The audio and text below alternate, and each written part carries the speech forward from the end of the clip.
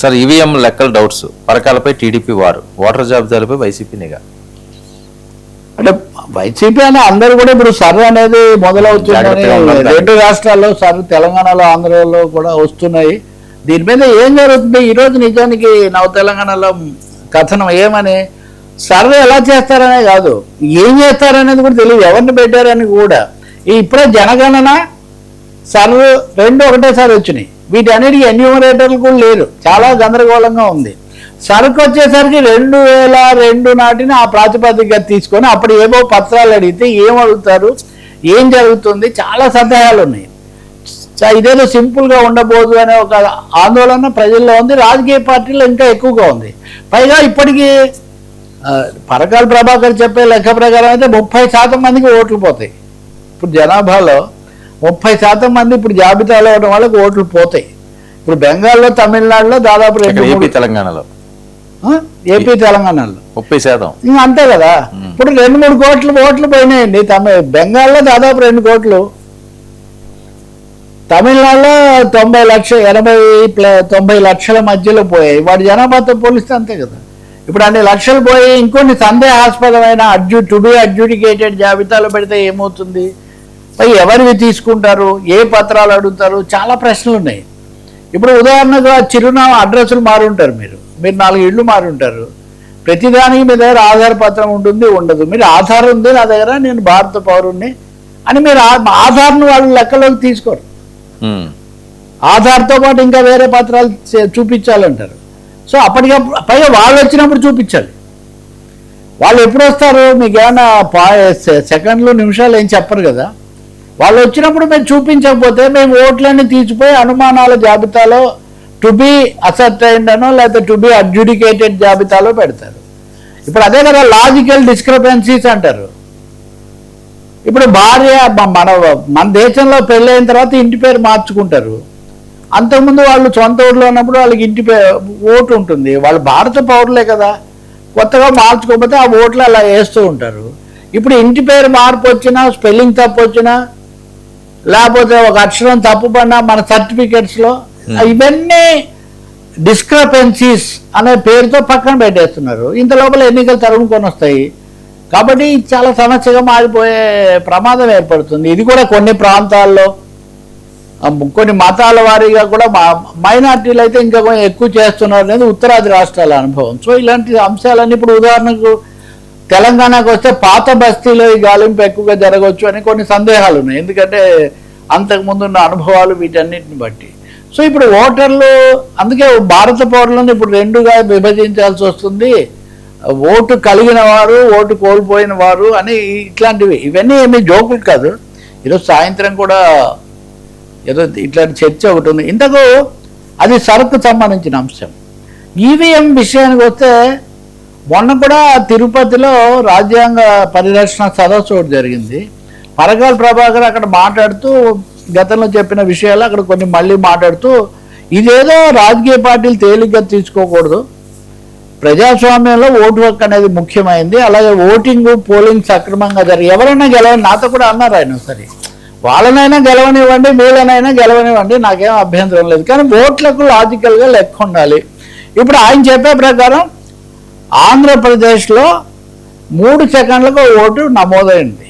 3 సెకండ్లకు ఒక ఓటు వేయడం ఎలా సాధ్యం? ఎంత కనీసమైనా కానీ దాన్ని చూపించడము ఇవన్నీ కనీసం ఒక 16 సెకండ్ల దాకా ఇవి పడతాయి. అటువంటిది చివరి నిమిషంలో 4.6% ఓట్లు పడినట్టుగా లెక్కలు చూపిస్తున్నాయి. 4.6% పోలింగ్ పెరిగింది, 4.16. 4.16% ఓట్లలోకి మీరు మారిస్తే 17.2 లక్షల ఓట్లు అదనంగా పడ్డాయి. ఈ 17.2 లక్షల ఓట్లను కాలంతో గుణిస్తే 3 సెకండ్లకు ఓటు, 3 సెకండ్లకు ఓటు ఎక్కడ పడింది? ఇంకొకటి 17 లక్షల మంది అదనంగా చివరి సమయంలోనే వచ్చారు అంటే వీళ్ళందరూ వచ్చినట్టు ఏదైనా గుర్తుందా? వీడియో ఫుటేజ్ ఉందా? వాళ్ళని పరిశీలించారా? వివరాలు చూపించాలి కదా. లెక్క ఏంటి?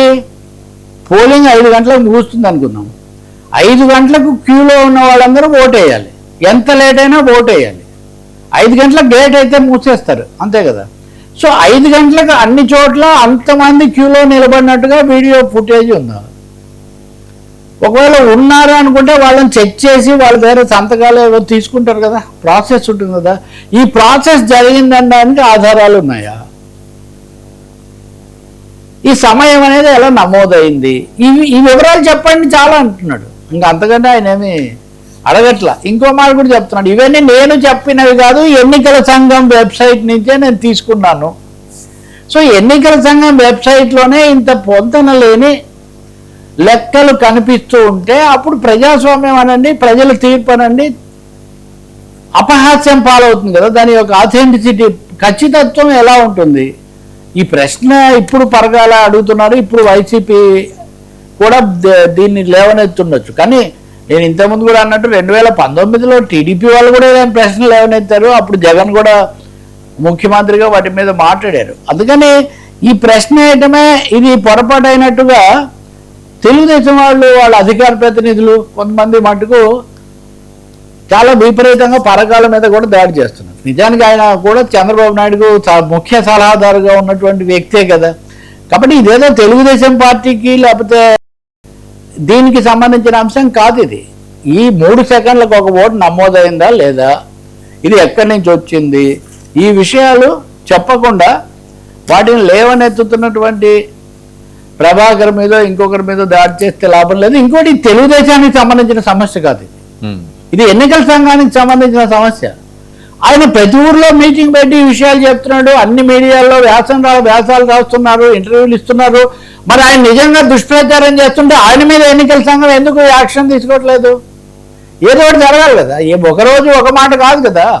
కాబట్టి ఎక్కడో దీంట్లో గ్యాప్ ఉంది, లొచుకు ఉంది. ఆ లొచుకులు పాయింట్అవుట్ చేసినప్పుడు దాన్ని దిద్దుకోవడానికి ఎలా చేయాలనేది చూడాలి. ఇప్పుడు బెంగాల్లో కూడా ఖచ్చితంగా 35 చోట్ల సర్వర్లో మా ఓట్లు తగ్గిపోయాయి, మేము ఓడిపోయాము ఆ తేడా వల్ల అని కేసు ఇచ్చారు. సుప్రీంకోర్టు కూడా విచారించడానికి సిద్ధమైంది.